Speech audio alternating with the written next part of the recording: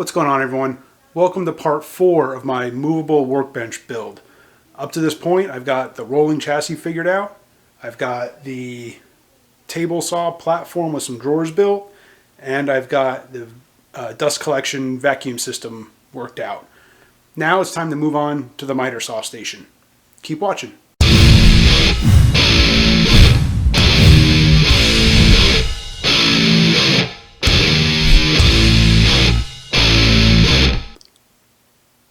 So when I started envisioning this workbench, my original thought was to have my miter station on the other side of the bench next to the table saw.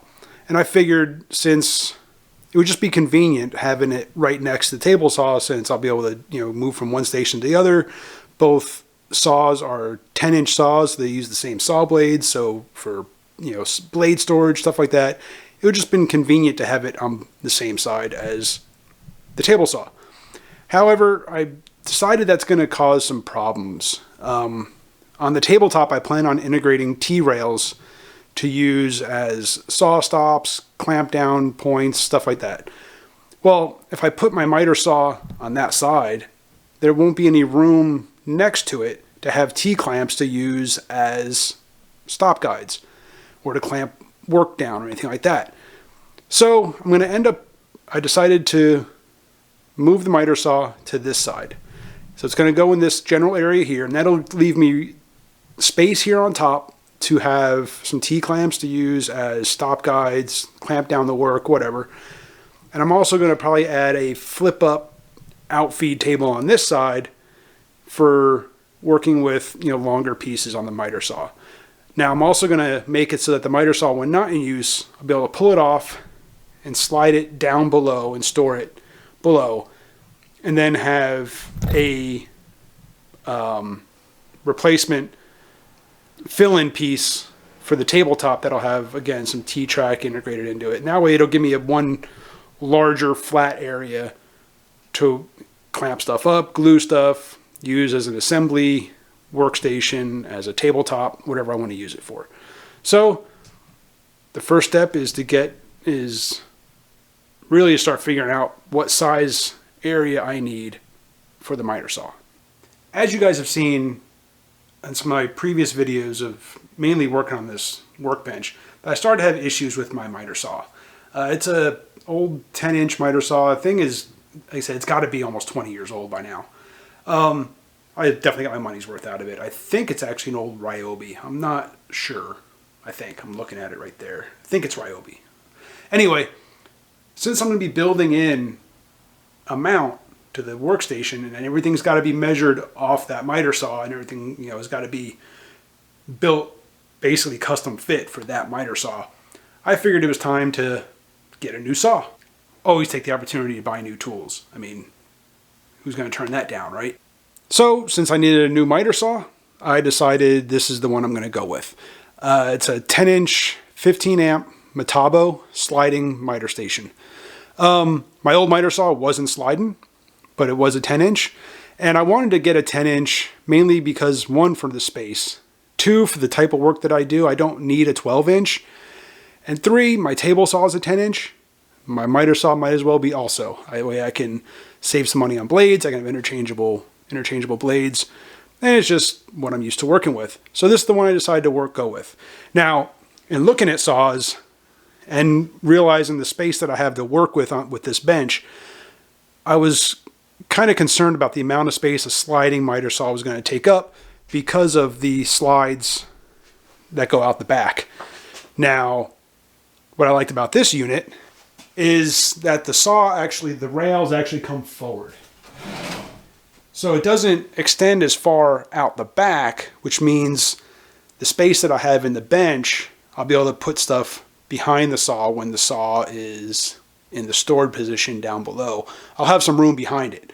Otherwise, I think if I had gotten one where the rails went out the back, it would have pretty much taken up my entire area. So this, just being a little more compact with the rails coming forward, plus when it's in its folded down state like this, how it's going to be stored, it sits lower than a lot of other models. Again, so that means I don't need to drop it as far in the bench to store it, which should give me some storage space underneath it. So meet the new saw.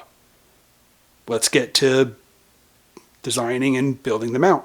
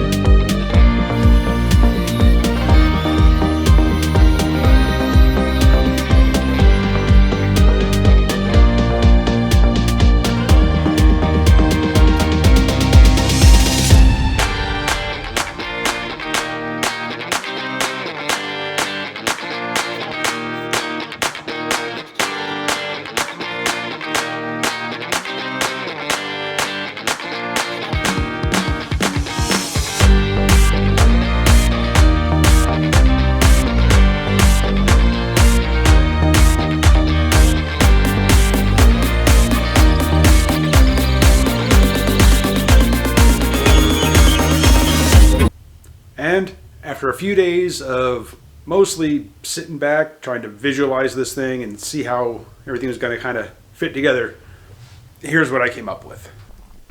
So here you can see I've got the miter saw set up in the use position, I guess.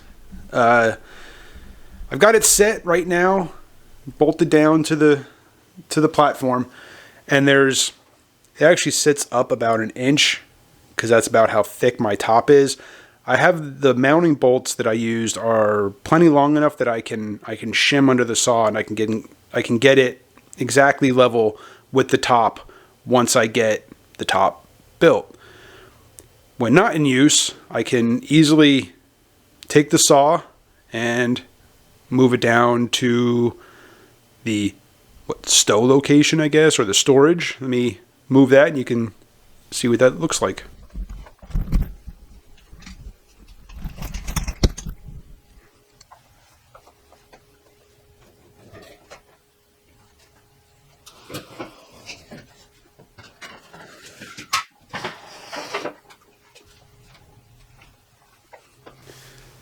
And just like that, now it's stored.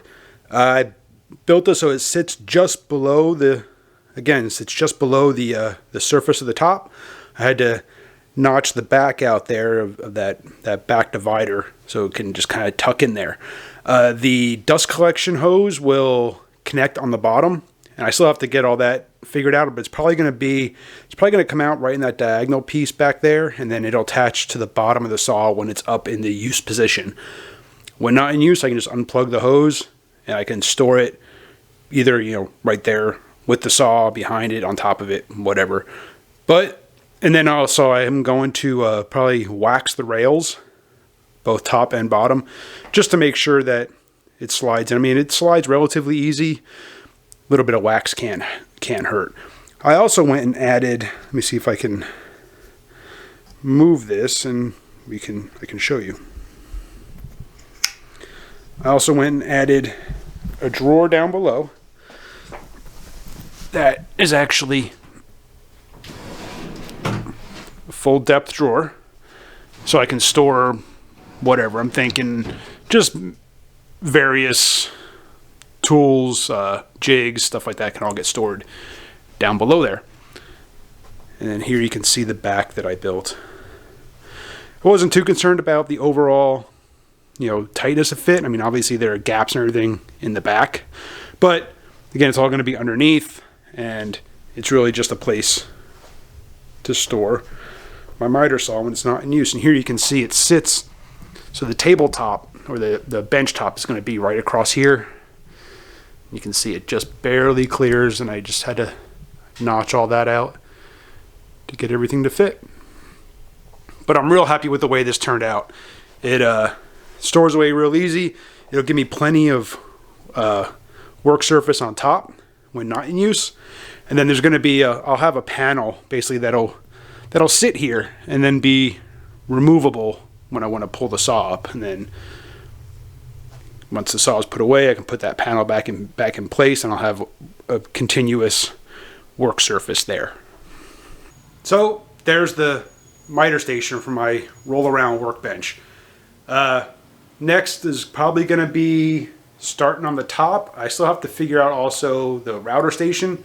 I have some ideas for that, but I think I'm going to do the top next, because that'll kind of help me lay out the router station once the top is in place, or at least part of the top. I have some plans for that. So thanks for watching, and I'll see you all in the next one.